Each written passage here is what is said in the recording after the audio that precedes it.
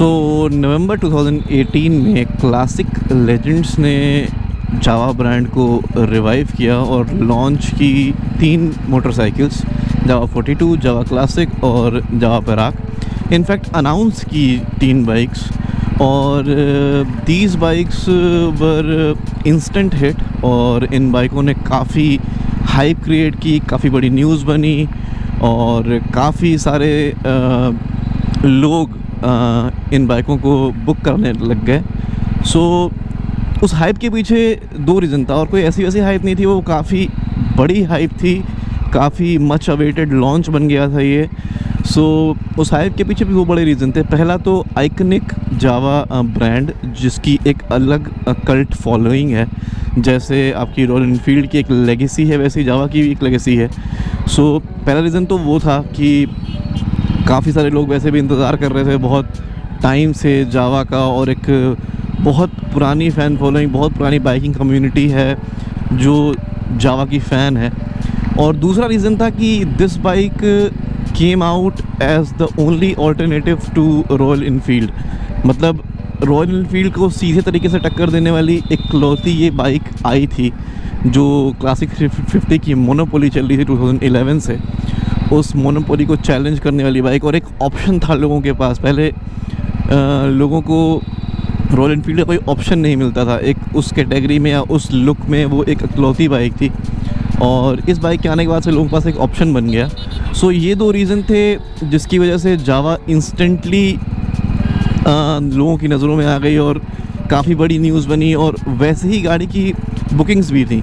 नवंबर 2018 और दिसंबर 2018 में ही सीधे लॉन्च होने के तुरंत बाद 25 दिसंबर 2018 को क्लासिक लेजेंड्स को इसकी ऑनलाइन बुकिंग बंद करनी पड़ गई, क्योंकि the complete stock was sold out till September 2019। September 2019 तक की सारी बाइक्स सोल्ड आउट थी। अभी फ़िलहाल वो भी तब जब अभी एक भी बाइक डिलीवर नहीं हुई थी, सिर्फ लॉन्चिंग इवेंट के बाद से ही 1 महीने के अंदर 72,000 से ज़्यादा बुकिंग्स मिल गई थी। और उसका इफेक्ट रॉयल एनफील्ड की सेल्स पे भी दिखा था। नवंबर 2018 में रॉयल एनफील्ड क्लासिक 350 की सेल्स 5% डिप की, 5% कम हो गई, और दिसंबर में तो 13% कम हो गई। So this was the initial hype of this bike, और इतनी हाइप जल्दी किसी गाड़ी को मिलती नहीं है जितनी इस गाड़ी को मिली। पर बाद में आके क्या आज की डेट में क्लासिक लेजेंड्स या फिर जावा ब्रांड उस हाइप को कैश कर पाया, या फिर ब्रांड अपने आप को ग्रो कर पाया, या फिर आज क्या करंट प्रेजेंट सिनेरियो में भी जावा लॉन्च होने के बाद, और अब 2 साल, लगभग 2 साल होने वाले हैं इस बात को, 2 साल के बाद क्या जावा आज भी उतना ही बड़ा थ्रेट है रॉयल एनफील्ड के लिए? नहीं।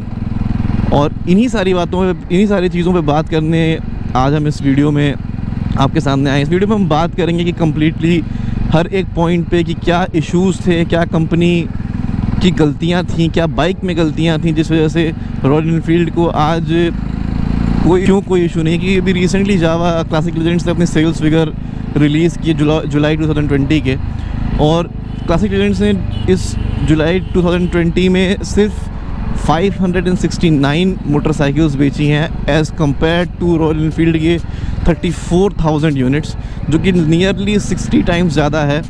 सो अगर सेल्स फिगर में बात करें तो Java stands nowhere. Market share classic legends का 0.07% है।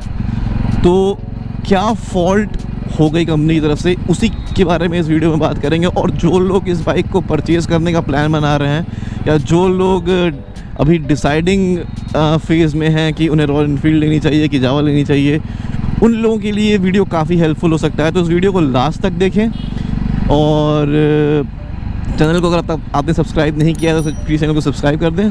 सो इस वीडियो को हम स्टार्ट करते हैं, और इस वीडियो को हम डिवाइड करेंगे 2 पार्ट्स में। पहला हिस्सा होगा the issues with the bike और द प्रोडक्ट, दूसरा पार्ट होगा इश्यूज़ विद द कंपनी, कि कंपनी की क्या गलतियां रहीं और कंपनी कैसे इस सिचुएशन को टैकल कर सकती थी। सो पहले सबसे बात करते हैं इस बाइक के साथ जो इश्यूज़ थे जो हमें महसूस हुए, और ये रिव्यू हम इस बाइक को 10 से 11 महीने यूज़ करने के बाद बना रहे हैं। तो प्रीटी मच हमने सब कुछ फेस कर लिया है इस बाइक के साथ। सबसे पहली दिक्कत इस बाइक के साथ जो हमें महसूस हुई वो थी इस बाइक की क्वालिटी इश्यूज़, मतलब इस बाइक के जो पार्ट्स लग के आते हैं उनकी क्वालिटी इश्यूज़। इस बाइक में काफ़ी ज़्यादा क्रोम पार्ट्स लग के आते हैं जिसमें रस्टिंग के इश्यूज़ बहुत ही प्रोमिनेंट हैं। और ये सिर्फ एक लौता हमारा परसेप्शन नहीं है। अगर आप ऑनलाइन सर्च करें या ऑनलाइन थोड़ी सी खोजबीन करें, रिसर्च करें, तो आपको बहुत ही ईज़िली मालूम चल जाएगा कि हर एक ओनर जिसने ये बाइक ली उसको कभी ना कभी लाइफ में रस्टिंग की प्रॉब्लम आई ही आई है, क्रोम पार्ट्स पे रस्टिंग। तो दूसरा इशू है इस बाइक के स्ट्रक्चरल प्रॉब्लम्स।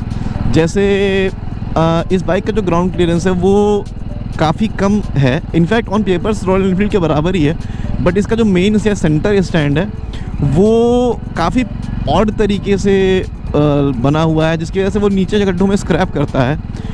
तीसरा इशू है इस गाड़ी का इंस्ट्रूमेंट कंसोल, काफ़ी कोई ज़्यादा इन्फॉर्मेशन ये नहीं देता है, और जितनी इन्फॉर्मेशन देता है वो भी बहुत रिलायबल नहीं देता है। जैसे कि आप फ्यूल गेज इसमें है, that's the advantage over the royal Enfield, but इसका फ्यूल गेज बहुत ही एक्यूरेट नहीं है।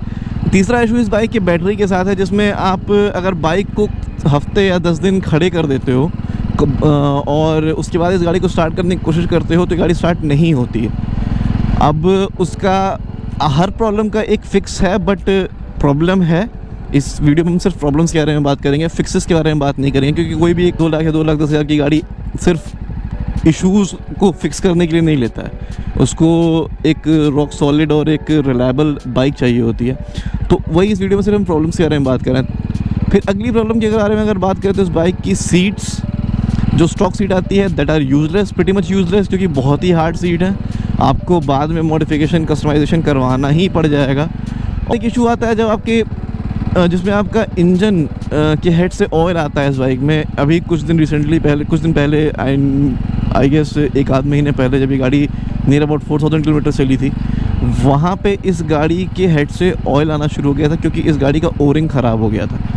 तो 4,000 किलोमीटर चली गाड़ी या फिर 1 साल पुरानी गाड़ी के हेड से ऑयल आना, ये कोई बहुत ही अच्छा सिग्नल नहीं when we talk about reliability. तो ये कुछ इश्यूज़ थे जो हमने फेस किए बाइक के साथ। अब बात करते हैं कंपनी के साथ क्या इशू था, या फिर कंपनी की फ़ॉल्ट कहाँ पे, किस पॉइंट पे कंपनी फ़ॉल्ट पे थी।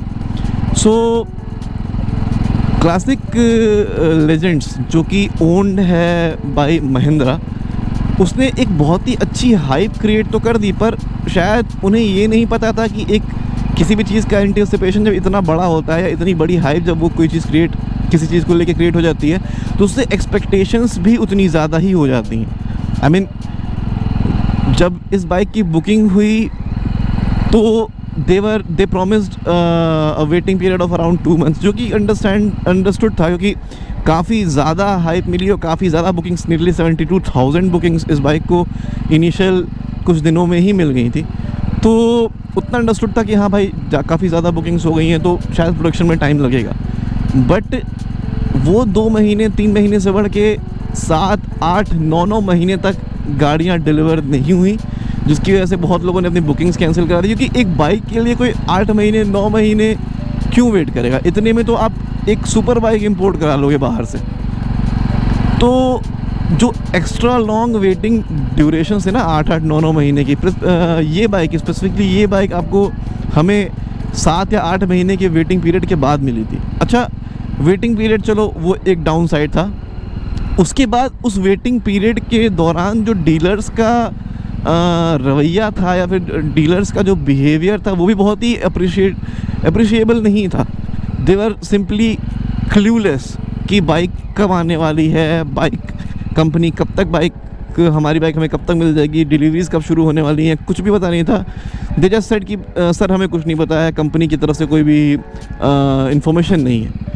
This is not the response which you give.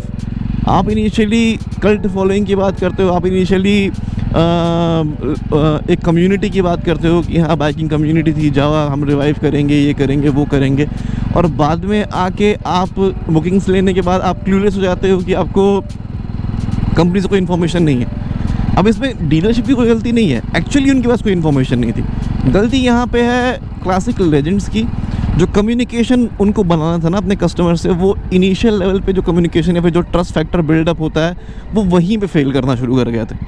वहीं पे उनको अपने कस्टमर को केटर करना था, वो नहीं कर पाए, और वो भी एक इरिटेशन का एक बहुत ही इरिटेटिंग पॉइंट बन गया। इनिशियली डिलीवरी शुरू होने से पहले ही एक नेगेटिव इमेज बननी शुरू हो गई थी, फिर डिलीवरी शुरू हुई, फिर बाइक्स में जो इश्यूज़ थे वो सामने आने लग गए, तो जिसकी वजह से जो एक हाइप का फ़ायदा इन्हें मिलना चाहिए था वो बुकिंग के नंबर्स में तो मिला, बट एक्चुअल सेल्स में वो फ़ायदा इन्हें नहीं मिल पाया।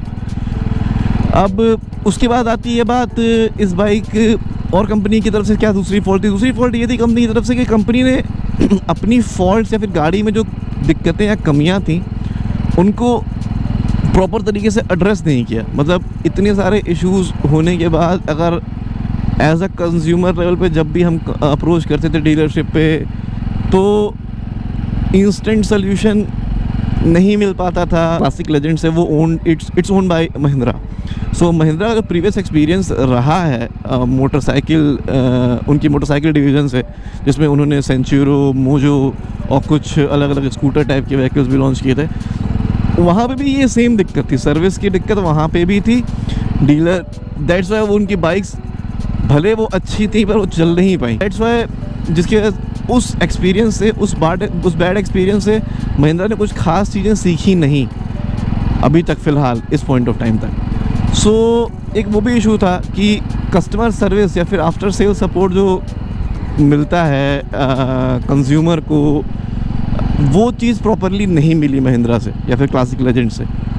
और आप अगर बाइक लेते हो तो आपका रिश्ता कंपनी से वहीं ख़त्म नहीं हो जाता कि आपने पैसे दिए, आप बाइक आपकी, अब आपसे हमारा कोई सरोकार नहीं, आपसे हमारा कोई लेना देना नहीं, ऐसा नहीं होता है। बाइक लेने के बाद एक्चुअल रिश्ता शुरू होता है उस एक कंज्यूमर से। उसके बाद आप एक रिलेशनशिप मेंटेन करते हो, उसको अच्छी सर्विस देके, उसकी प्रॉब्लम्स का सल्यूशन देके। मैं ये कहीं से भी नहीं कह रहा हूँ कि कोई भी बाइक ऐसी मार्केट में कोई कमी है ही नहीं, कमियाँ होती हैं ऑब्वियसली। आप बाइक रिलीज़ करोगे उसमें कमियां होती हैं, पर उन कमियों को आप कैसे रिजॉल्व करते हो वहाँ पे आपकी रेपुटेशन बनती है। और मेरे हिसाब से जावा या फिर क्लासिक लेजेंड्स वहाँ पे काफ़ी हद तक फेल हुए। सो ये कुछ रीजंस थे। और रही बात इस गाड़ी को लेने की, तो अभी I would not suggest you to buy और go for this bike. Company अपने प्रॉब्लम्स और इन इश्यूज़ का कुछ सोल्यूशन जल्दी निकाल दे या फिर इम्प्रूव कर दे, तो अभी तो I would not suggest you to purchase this bike, क्योंकि ऑन पेपर ये बाइक बहुत अच्छी है, सब कुछ बहुत ही हाई फाई है। और यही चीज़ें जो इनिशियल कस्टमर्स थे उन्होंने देख के, यही सब चीज़ें देख के कस्टमर्स ने ये बाइक ली कि रॉयल एनफील्ड के कंपेरिजन इसका इंजन एडवांस्ड है, लुक वाइज ये मार्जिनली बेहतर दिखती है। वो तो खैर लुक तो पर्सनल पर्सपेक्टिव होता है। तो यही सब चीज़ें देख के कंज्यूमर्स ने बाइक ली। और अब मुझे नहीं लगता है कि कोई बहुत ही अच्छा एक्सपीरियंस रहा इस बाइक को लेने के बाद लोगों का, और पर्सनली हमारा भी। सो फ़िलहाल इस बाइक को मैं लेने की सलाह नहीं दूंगा आपको। दिस इज़ इनफैक्ट, अगर आपको इसी तरह की बाइक लेनी है तो स्टिक टू रॉयल एनफील्ड, क्योंकि उस ब्रांड ने एक अपनी इमेज बना रखी है, मेंटेन कर रखी है। उनकी भी बाइक्स में इश्यूज़ हैं, रॉयल एनफील्ड की भी बाइक्स में इश्यूज़ हैं, पर जो स्पेसिफिक मॉडल है ना, जो ब्रेड एंड बटर है रॉयल एनफील्ड का क्लासिक 350, वो बहुत ही रॉक सॉलिड और बहुत ही रिलायबल बाइक है। मतलब उसमें इस तरह के क्रोम एंड एवरीथिंग और सीट हाइट और बैटरी डिस्चार्ज होने के इश्यूज़ नहीं आते हैं। और इंसान अपने 1.5 लाख या 2 लाख रुपए हमेशा एक सेफ़ जगह पर इन्वेस्ट करेगा जब आप एक मिडिल क्लास फैमिली से बिलोंग करते हो तो। So this was it for the video. और अगर आपको वीडियो अच्छी लगी हो और अगर आप मेरी बातों से अग्री करते हो और आप भी एक एग्जिस्टिंग जावा ओनर हो, तो वीडियो को लाइक करें, वीडियो को शेयर करें ज़्यादा से ज़्यादा। इस गाड़ी पे ये हमारी पहली वीडियो नहीं है, काफ़ी वीडियोस हम बना चुके हैं। और बहुत सारे कमेंट्स आए लोगों के जिसमें उन्होंने बताया कि कैसे वो बहुत खुश नहीं है अपने परचेज से। सो इस वीडियो को ज़्यादा से ज़्यादा शेयर करें, अपने व्यूज़ इस वीडियो के कमेंट में हमें ज़रूर बताएं कि आप इस वीडियो के पॉइंट से अग्री करते हो कि नहीं करते हो। ये कुछ एक रीज़न जो हमने दिए आपको कि क्यों जावा अपनी या फिर क्लासिक लेजेंड्स अपनी इनिशियल जो हाइप थी या फिर जो इनिशियल उसकी मार्केट बन गई थी उसको सेटिस्फाई नहीं कर पाया या फिर उसके हिसाब से ग्रोथ नहीं हुआ, क्योंकि इनिशियल हाइप के बाद से ग्रोथ तो बढ़ जानी चाहिए थी इस बाइक की। इनफैक्ट ग्रोथ इस बाइक में जो सेल्स में ग्रोथ है वो बढ़नी चाहिए थी अगर सर्विसेज अच्छी होती तो। सर्विसेज अच्छी नहीं है तो ही फिर इतना ज़्यादा डिफरेंस है कि आपकी कॉम्पिटिटर कंपनी उसी ड्यूरेशन में बेच रही है 34,000 यूनिट्स और आप बेच रहे हो 570 units. So this was it for the video. और वीडियो अगर अच्छी लगी तो वीडियो को लाइक करें, शेयर करें और प्लीज़ यार चैनल को सब्सक्राइब कर दो। आप लोग इट्स फ्री, आप लोगों का कुछ नहीं लगता है और हमें काफ़ी मोटिवेशन मिल जाती है। और जब एक कम्युनिटी ग्रो होती है तो फिर उसको केटर करने में मज़ा भी आता है और क्वालिटी कंटेंट लाने का मन करता है। हमें इंस्टाग्राम और फेसबुक पे फॉलो करना ना भूलें। हमें हमारे इंस्टाग्राम और फेसबुक की आईडी नीचे स्क्रीन पे आ रही होगी और आपको डिस्क्रिप्शन में भी मिल जाएगी।